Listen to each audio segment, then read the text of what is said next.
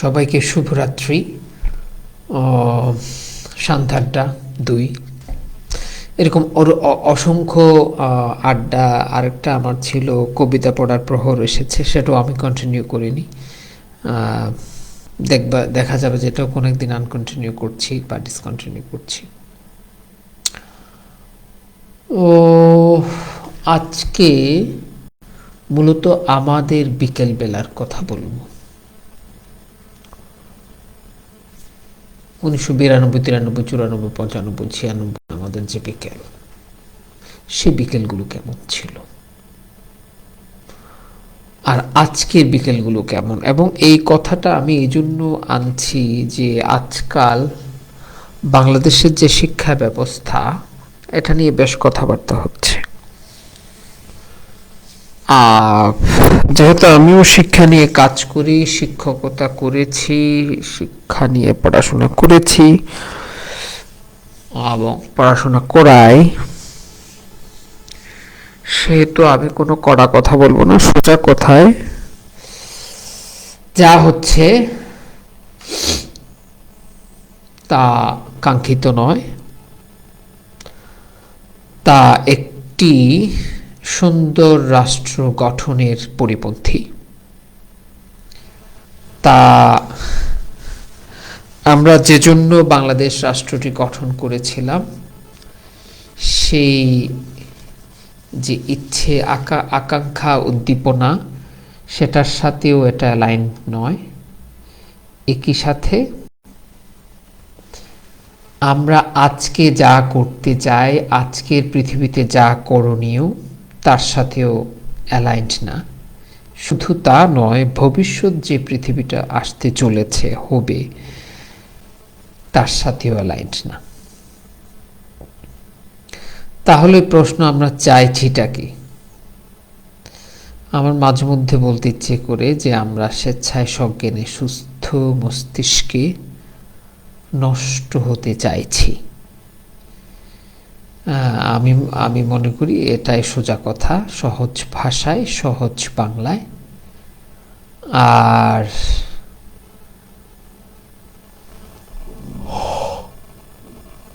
যদি অন্য কথায় বলি যে আমরা একটা মৃত রাষ্ট্র গঠনের দিকে যাচ্ছি এবং অত্যন্ত গর্বের সাথে বাংলাদেশ সেদিকে এগিয়ে যাচ্ছে। এবং এটা নিয়ে বাংলাদেশের কোনো আফসোস নাই। এবং লক্ষণ দেখে মনে হচ্ছে যে বাংলাদেশের মানুষেরা, বিশেষ করে আমাদের নীতি নির্ধারণী মহল, বেশ খুশি যে তারা রাষ্ট্রটিকে ধ্বংস করতে পারছেন। কারণ তাদের সন্তানেরা কিন্তু এই শিক্ষা ব্যবস্থার অধীনে পড়াশোনা করে না। তাদের সন্তানেরা পড়াশুনো করে অ্যাডএক্সেল। আর আমরা বাঙালি বুঝিও না যে আমরা তাদের কথায় যে লাফাচ্ছি, ফলে তাদের কোনো ক্ষতি হচ্ছে না, আমাদের ক্ষতি হচ্ছে। এই জিনিসটা বাঙালি যবে বুঝবে, তবে তারা জাগতে পারবে। আদারওয়াইজ সেটা সম্ভব নয়। একটা জাতি তখনই গঠিত হওয়া সম্ভব যখন ওই জাতি তার ভালো মন্দ বুঝবে, যখন ওই জাতি তার ভবিষ্যৎ সম্পর্কে তার আইডিয়া থাকবে। সো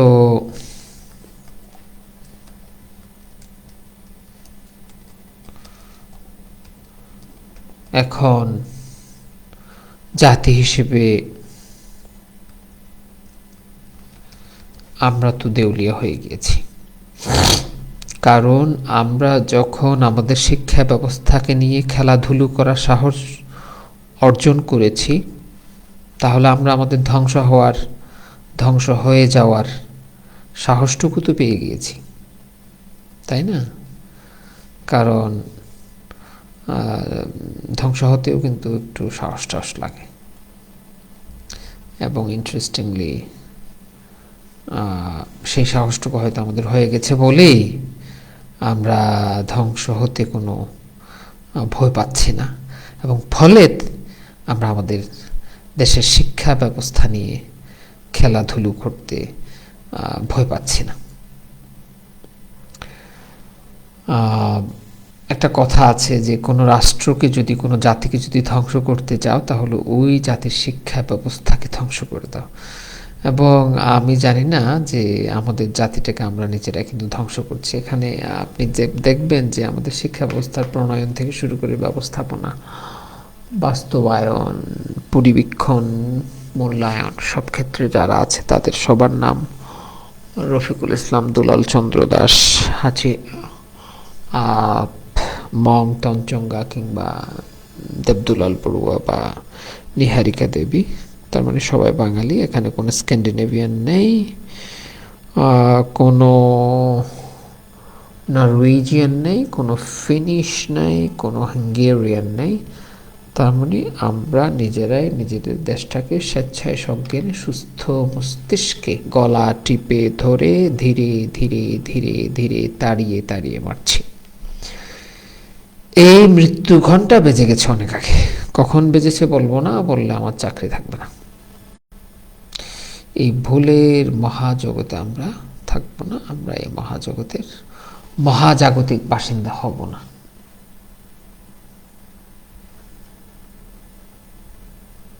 আমাদের বিকেলগুলো কেমন ছিল?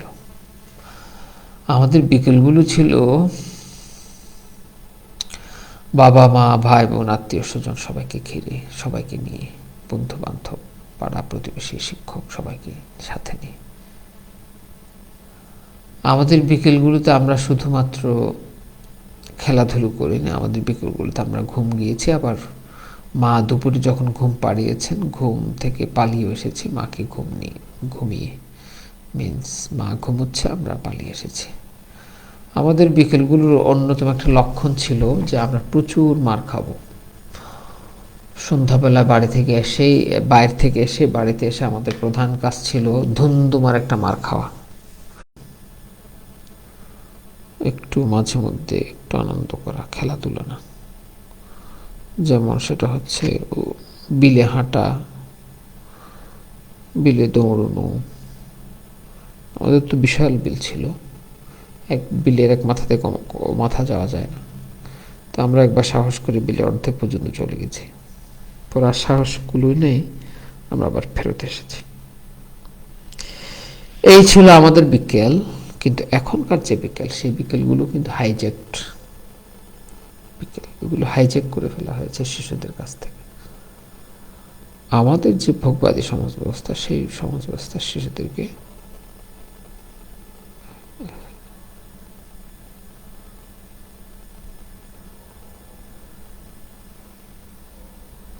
রাষ্ট্রের শিক্ষা ব্যবস্থা যখন রাষ্ট্রের মগজকে ধ্বংস করে দেয়, সেটা খুবই ভয়াবহ হয়, এবং এই মগজের ধ্বংস থেকে বেরোতে পারে না।